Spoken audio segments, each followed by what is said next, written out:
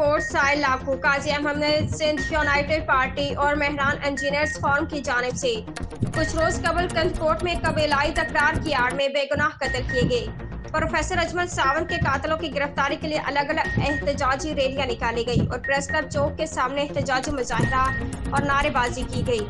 इस मौके पर SUP के MB जाहिरी रियाज, काकी पोटू, जैन भुट्टो, हाजी भिंड मोहसिन, राहू, अल्ताफ लाखू और मेहरान इंजीनियर्स फॉर्म के गुफ्फार जतोई, मुर्तजा शाहानी, असद जतोई व दीगर ने खिताब करते हुए कहा कि प्रोफेसर अजमल सावंत का कत्ल सिंध के शऊर का कत्ल है।